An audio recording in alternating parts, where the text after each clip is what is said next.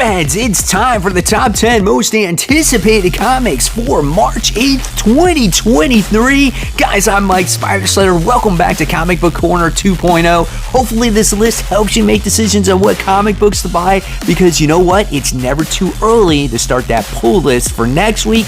And guys, I just want to give you a reminder of whatnot. I have a link in my description box below. It's absolutely for free. When you click on that link, you can set up your account, and then when you bid on your first auction, you get $15 off. Now, it doesn't mean that shipping and handling is for free, but you do get $15 off of that free purchase. So why not take advantage of that? It's my gift from me to you. Again, download Whatnot for free. It's a lot of fun. All right, so here we go, everybody. Top 10 most anticipated, kicking it off with the hot seat, and the hot seat is Bloodline, Daughter of Blade. This is issue 2. It's hard to believe that this comic is actually on the most anticipated, as I didn't think I was going to possibly read it. But this seems like a much lighter week. Once again, there's not a lot of comics that are coming out that really are on my radar. And we're going to give this second issue a try. It's a mini series, so why not? We get the Daughter of Blade. We got introduced to her in the last issue about, how she played baseball and she didn't have powers yet. And over the past couple years now, she's starting to develop powers. It's very much like this high school thing where she's met someone in high school and it seems like she's going to be this type of rival. I don't know. We'll see where the second issue goes. And we'll also see if I still pick it up. I might pick up some back issue or something else instead. I don't know. It just depends. 28 pages, $4. All right, here you go. You guys are going to laugh at this. We got On the Rise, The Amazing Spider-Man issue 21. Okay, so it's got to be on the rise. After Dark Web, right, which was not good at all, and after issues 19 and 20, which were not good either, right, you can't help but say Spider-Man has definitely got to be on the rise, because this is the story on what happens to Peter Parker and Mary Jane. This is the arc that will answer all our questions, and what did Peter do to mess their whole relationship up? So I am definitely interested in that story, but these next issues, I promise you that, could mark how Zeb Wells' run on Amazing Spider-Man is going to be from now to probably issues 26, because if this doesn't turn out the way that people hope that it turns out, or is an interesting story, this could go down as the possible worst run in Amazing Spider-Man history. I said it. Worse than Nick Spencer's run, right? Nick Spencer's run started off really, really strong, and the Kindred thing ended up as a disappointment. So we'll see what happens here. Well, officially kicking off this countdown with number 10, and again, like I said, guys, it is a lighter week, and number 10 for me goes to Fantastic Four issue 5. I actually said that I'm pretty much done with this series after reading issue 4, and even though I did enjoy the story reading issue 4, I was a little bit disappointed that we still did not get a clear direction of where this comic is actually going. What is happening here? Issue 4 was more of a Ben Grimm story about his loss of his kids for a year and all that stuff, and we found out what happened to the Baxter building, but it didn't continue, it just ended. And so we still don't have, again, that clear direction, and here it looks like the Fantastic Four are going to be going against Nick Scratch and the Salem 7. Do I care enough to actually continue to read this comic book?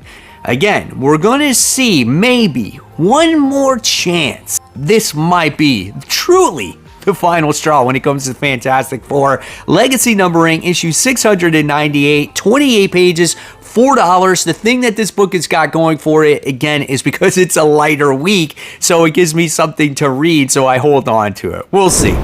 Coming in at number 9, we have a new number 1. We have Dawn of DC, Adventures of Superman, John Kent. This is issue 1. Another Superman has fallen across the multiverse and Kal-Els are being murdered. So, Kal-El's son, John Kent, has to go out there and cross different dimensions. So this supposedly is going to lead into him becoming part of the Injustice universe. That's interesting. I'm curious to see what Tom Taylor has to write here when it comes to John Kent, Superboy, or Superman, or whatever he is these days, right? I dropped his last series. I just found that it was just very boring. It wasn't going anywhere. I understand his relationship status, and if he's gay and stuff, that's great, that's fine. But still, out of my superheroes, I want him to do battles. I want them to fight. I want them to go against adversaries. I don't need love stories, right? I'm not in comics for that. That's kind of the issue that I'm having with She-Hulk right now. It's more like a love story, and that's what the last volume of Superman was. So hopefully there's more action here. He actually does some fighting. We'll see. Coming in at number 8, we have Batman, issue 133. Another book that takes place in some different universe. Chip Zdarsky's writing this comic book. Is it the worst thing I've ever read? No, absolutely not. Is it the best thing I've ever read? No. I did not expect when Chip Zdarsky took over this book to write a Batman in a different universe. I mean, there's just different versions of these characters that, you know, that you've read in the past. Like you have this Red Mask character, and you got these different versions of like Harvey Dent, and Batman in this universe is supposedly dead. So there's all this different stuff, you know? So I don't know. We'll see how it continues. The backup stories are actually pretty good because it's got Tim Drake, who actually is searching for Batman. He knows he's alive and he's out there, and I love how that ties into the main story. This book is 40 pages, and this one is $5. Coming in at number 7. Now, I know I talked about this book before, but it's been heavily delayed, and I thought you guys should know that. Hopefully, it is definitely coming out this time around. This is Patrick Shan's Gangster Ass Barista. This is issue 2. This was a great black and white comic book about a woman who works at a coffee shop that's got a checkered past. This guy comes in here with a bag of money. A whole fight breaks loose. He leaves the bag of money. This girl, Trinity, picks it up. And then what happens is that she's kind of keeping it for herself, and now there's people coming back after that money. Great story, has a lot of humor in it as well. And you want to know this Trinity character, like where she came from and stuff like that. So great stuff here. $5 comic. Coming in at number 6. Hopefully you guys are excited for this. It took a break. We have Noctera. This is issue 12, guys. It's continuing. It's not even a different volume. This is called No Breaks Part 1. So Emery Riggs is the new leader of the Sundog Colony. Was Emery the brother? I don't 100% remember. It's been quite a while. And then Val was the sister, right? The main character of the book. Well, he's the leader, if that's him, and then we wind up having the Shades have a new leader of their own also. So is that Val? I don't quite remember like what happened. I'm definitely looking forward to this book returning. It was a lot of fun. It was creepy. I just want to know more about the past and stuff like that as well. Can't wait, guys. 32 pages, $4. Top 5 now. Here we go. We have Gunslinger Spawn. This is issue 18. I should just call it Gunslinger because that's what it's called. And Gunslinger isn't used to needing help from someone else, especially someone he hates, like Al Simmons. So this sounds like a team-up book. Gunslinger is going after all the people that have done him wrong in the past. He's got a hit list, and the last issue was just basically balls to the walls action. You can't deny Brett Booth's artwork in this series. He created even a Flash-like character, which I thought was hysterical since he's drawn so much Flash. And this book is technically now the only Spawn book I am currently reading because it separates itself from all the rest. And this book has a great price point. It's $2.99. Number 4. We have The Flash, issue 794. This is dealing with the 1 Minute War, and this is part 5 of that story, and this has been absolutely phenomenal. I've said this already many times. I did not start reading The Flash until this event, and this has been like a breath of fresh air for me. This event reminds me of like why I fell in love with comics to begin with. It's not an overly complex plot. It's an event or a story arc that takes place within the confines of its book, and it's great. It has all the different Flash characters. They all have their own different personalities, all their different quirks, and this one has to do with the character by the name of Irie, who is almost 10 years old, and she's going to become a superhero of her own based off of what happens in this issue. And if you read the last issue, you kind of know where we're going with that, right? 32 pages, $4. Top 3. We have Mary Jane and Black Cat, issue 4. I think this is the final issue of the series where we've had Mary Jane and Black Cat team up together, and Black Cat is kind of afraid of telling MJ on how she feels about Peter. She don't know if their like relationship is going to become even more awkward than it already is. We don't know how MJ got this magical bracelet that gives her powers, but all we know is Felicia's power of bad luck gives Mary Jane bad luck. So her powers are based off of good luck on what power she produces when she thinks of the power to come, because it's like a slot machine. So interesting. Jed MacKay's doing a great job at writing this book with phenomenal artwork, and I'm curious if he will write more Black Cat in the future, or if he's going to be done now that he's going to be writing Avengers.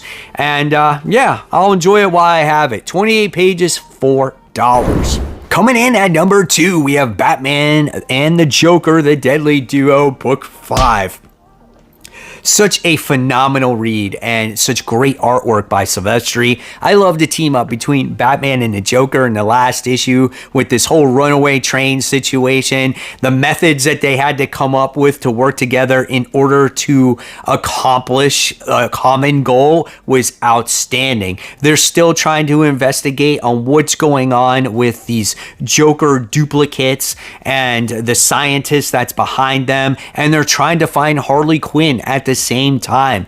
Again, absolutely phenomenal read. One of my favorite Batman books as of right now. If you haven't checked it out, I definitely say check that one out. You're not going to be disappointed. This is 32 pages, $5. So after number 1, we're not done, as we still have to discuss those noteworthy comic books. And so hitting that number 1 spot goes to X-23 Deadly Regenesis, issue 1. So whenever Laura is in the book, I'm on board. I think she's a great character. But what I want to know in the comments below, since when has she been called Talon? And I know there's 2 versions of Laura now. We got the old woman Laura that was stuck in the vault in the X-Men title, and then you got the reincarnated Laura that, when they thought she died in the vault, they're like, oh, well, why not, reincarnate her? And now she's like her younger version. So which one is called what? Like, I don't even know. Do we really need 2 Lauras anyway? So like, I'm so confused by that. But this story has nothing to do with any of that stuff. This stuff takes place of the days of when she was part of the X-Men and the X-Force. So I definitely want to see what this story has to offer with the character. I'm looking forward to some great artwork and some cool violence. So yeah, 28 pages, $4. Okay, guys, so here are the noteworthy comics. Speaking of X-Men, we have X-Men issue 20 as it continues that whole Brood situation that's been going on there. We have the Avengers issue 66. This is the beginning of the end for this series, even though I felt like I've said that 1,000 times already. Next, we have Scarlet Witch issue 3, which I'm no longer reading. It's just a book not for me. And then we move on to the Sins of Sinister event, which I actually am enjoying, but I don't know if it's like a highly anticipated book for me. And this is Nightcrawlers. This is issue 2. And then continuing on, we have a New Mutants Lethal Legion issue 1. All right, so now we move on to the DC Comics. We have The Joker, The Man Who Stopped Laughing, issue 6. Are you guys still reading that series? Then we have The Flash 1 Minute War, Start the Clock, issue 1. Now, this is not a spin-off book, but this has all the issues so far containing the series. So that consists of, I think it's like issue 791 or 2 or 3, whatever the first 3 parts are of the story. So if you haven't read it yet, I say pick that one up. Then I just found this out after almost I got done putting this whole video together. I didn't know Scott Snyder had a new series coming out. And this is from Dark Horse, and this is Clear, issue 1. Then we have the series Black Sun issue 3 from Ablaze. I liked issue 1, but after reading issue 2, it got way weird for me. And I'm like, no, I'm not continuing this. But if you guys want to read it, it's out there for you. And then we have Blood Tree issue 2, which was that weird investigation story with angels dying, where people that grew wings and then committed suicide and weird stuff. I didn't like the interactions between characters and stuff, but we got that one coming out. And then we got this new independent from Image. It's called Stoneheart issue 1. So there you guys have it. There are all the books that are getting ready to come out for March. What are we in? 8th already, 2023, and the Noteworthy books. Hopefully you guys enjoyed the series, and if you like my content, I'll leave you my top 10 comic book covers of the week. Vote on your favorite comic book cover. It's a lot of fun, and guys, as always, thank you so much. Keep buying, keep collecting, but always remember to read those comics. Guys, I'll see you real soon. Bye.